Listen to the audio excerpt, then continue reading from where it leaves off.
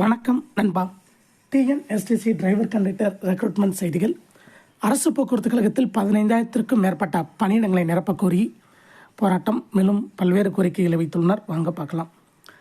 விடியா திமுக அரசின் போக்குவரத்து துறை அதிகாரிகளை கண்டித்து அண்ணா தொழிற்சங்கம் சார்பில் கண்டன ஆர்ப்பாட்டம்.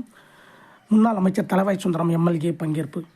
தமிழ்நாடு அரசு போக்குவரத்து கழக அண்ணா தொழிற்சங்கத்தின் சார்பில் கன்னியாகுமரி மாவட்டம் திங்கள் நகர் பணிமனை முன்பு அரசு போக்குவரத்து கழகத்தின் நிர்வாக சீர்கேட்டை கண்டித்தும், போக்குவரத்து கழகத்தை தனியார் மயமாக்குவதை கண்டித்தும், நாகர்கோவில் மண்டல வணிக மேலாளரின் அராஜக போக்கை கண்டித்தும் மாபெரும் கண்டன ஆர்ப்பாட்டம் நடைபெற்றது. ஆர்ப்பாட்டத்தை குமரி கிழக்கு மாவட்ட கழக செயலாளரும் முன்னாள் அமைச்சருமான என் தளவாய் சுந்தரம் எம்எல்ஏ தொடங்கி வைத்தார்.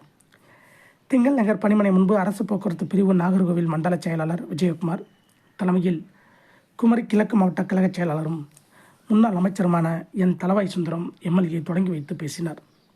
அப்போது அவர் கூறியதாவது: தமிழ்நாட்டில் ஒட்டுமொத்தமாக போக்குவரத்து துறையில் 8,500 ஓட்டுநர் பணியிடங்களும் 6,800 நடத்துனர் பணியிடங்களும் காலியாக உள்ளது.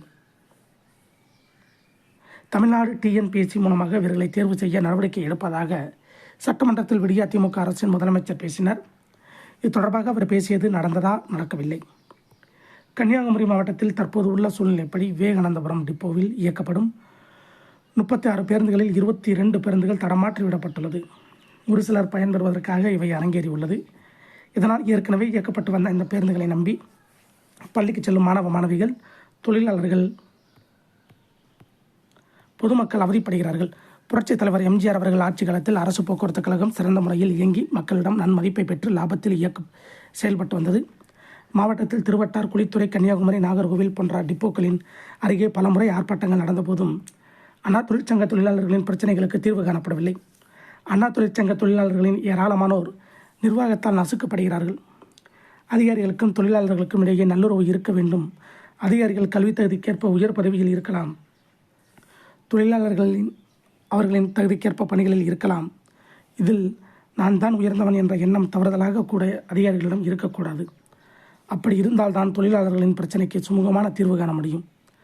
மேலும் வருடாந்திர ஊதிய உயர்வு வழங்காமை, ஓய்வூதிய பலன்கள் கிடைக்காமல் இருப்பது போன்ற தொழிலாளர்கள் விரோத போக்கினை மேற்கொள்ளும் போக்குவரத்து துறை அதிகாரிகள் இவற்றையெல்லாம் சீர் செய்து தொழிலாளர்களுக்கு கிடைக்க வேண்டிய பயன்களை கிடைக்கச் செய்ய வேண்டும் என அவர் பேசினார்.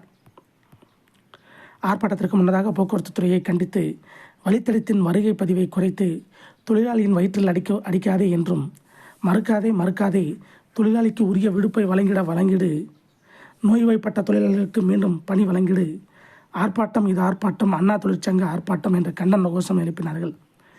திங்கள் நகர் பணிமனை செயலாளர் ராஜன் வரவேற்று பேசினார். அண்ணா தொழிற்சங்க செயலாளர் வைகுண்டமணி, மண்டல தலைவர் சந்தனராஜ், மண்டல பொருளாளர் ரமேஷ் போன்ற முக்கிய நபர்கள் இதில் கலந்து கொண்டனர். இதை போன்ற போக்குவரத்து துறை செய்திகளை உடனுக்குடன் தெரிந்து கொள்ள நம்ம சேனலை சப்ஸ்கிரைப் பண்ணுங்கள், ஷேர் பண்ணுங்கள், லைக் பண்ணுங்கள். நன்றி, வணக்கம்.